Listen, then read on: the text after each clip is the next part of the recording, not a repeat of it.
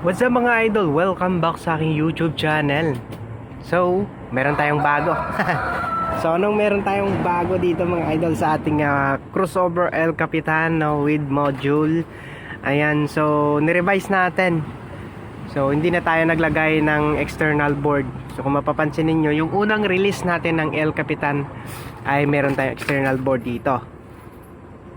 Ang problema doon, kung maraming mga processors ay nagkakaroon ng cancellation. So hindi siya friendly user. So ang ginawa ko para maiwasan natin ng ganong problema na pagdating sa ating user, so ito na lang. Dito ako nag-revise sa output mismo, no, na IC. So pinalitan natin syempre ng IC, and may ginawa tayong revision dito.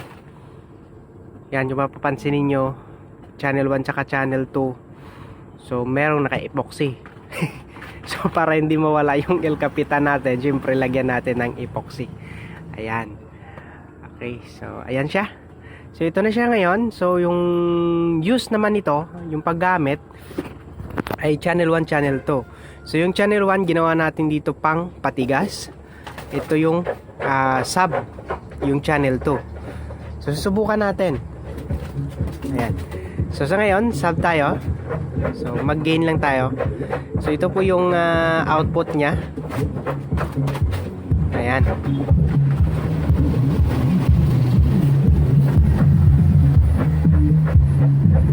So sa ngayon, naka-sub. So kung gusto nating patigasin yan mga idol, dito tayo hahatak sa kabilang channel. Ayan.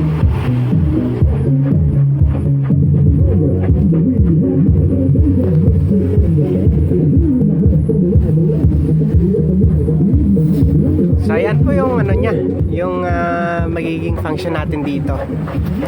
So at least hindi nasira yung crossover natin. As is, crossover pa rin yan, intact pa rin yan. So revision lang po yung ginawa natin dyan para ma-meet natin yung yung kagandahan din ng tunog. Syempre, andyan pa rin yung original tunog nyo, pero sa IC merong pagkakaiba dahil ibang IC yung nilagay natin dito. So hindi siya 4558. So yung original kasi nito 4558. Hindi ma-focus. So pinalitan natin ng isang value. Medyo mahal siya pero yung quality, syempre pag mahal, quality yung IC. Okay naman yung result.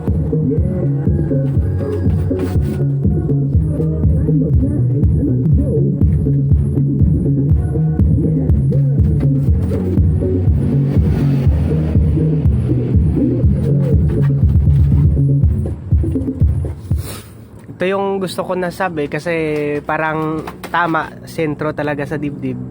Tapos andyan yung niya, kalabog, hindi mawawala yung laki ng sub. Matitigas lang siya pero hindi mawawala yung laki ng sub niya. Ayan.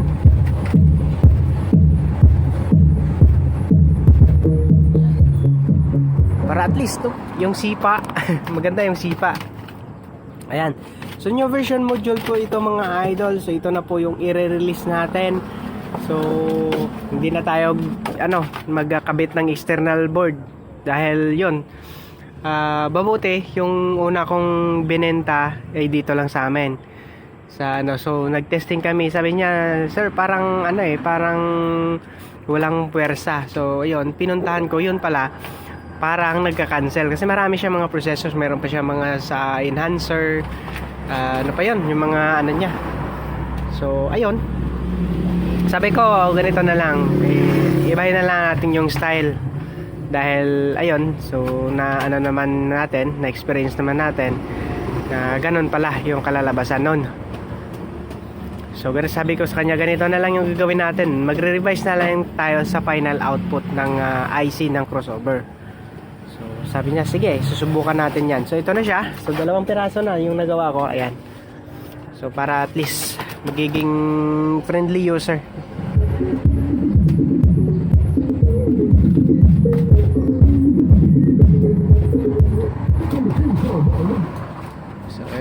ito yung sub na hinahanap ng iba rin eh. Hindi yung puro tigas lang na parang walang laman.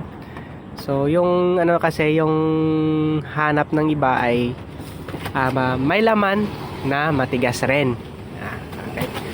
So ready to release na po ito mga idol. Ayan. Okay, so sa balak pala umorder ng crossover DBX crossover. Yung link nito ng store na pinag-orderan ko nito ay nandyan po sa description sa baba. So pag-click nyo lang dyan, meron mga naka-product tag dyan eh sa aking description dyan. Or dito sa may left side ng video ko, meron kayong nakikita dyan parang product tag. Pwede nyo rin i-click nyan para makikita ninyo directly yung mga products na nakatag sa aking video. So pag-click nyo yan, diretso na kayo doon sa store ng in-orderan ko ng mga product. Ito like DBX crossover, tsaka yung battery na Palo battery, yung isa pang battery na lithium na Smart Tool battery. So mga rechargeable yun, magagandang gamitin yun sa mga wireless microphone mga idol. So hindi na kayo bibili ng mga reusable mga one time use pala na mga battery like Energizer. So sa Energizer okay din naman, matatagal din naman siyang gamitin, pero yun pag naubos wala na, throw away ni siya eh.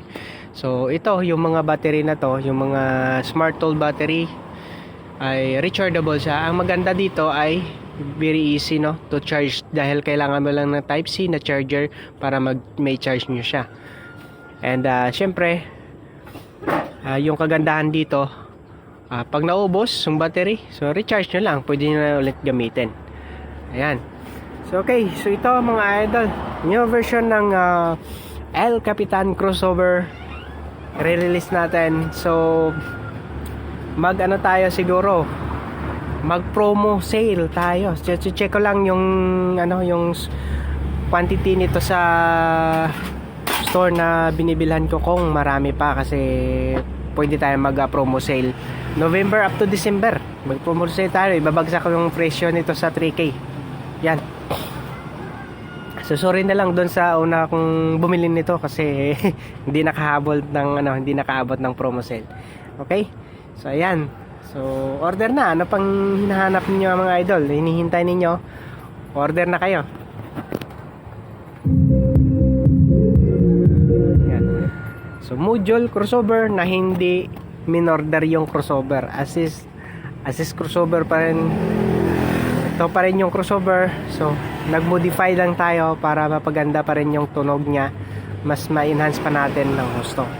Pero yung crossover intact pa rin to mga idol. Dito lahat dumadaan, frequency response, gain module, gain input, output gain. So ito pa rin yung gamit natin mga idol.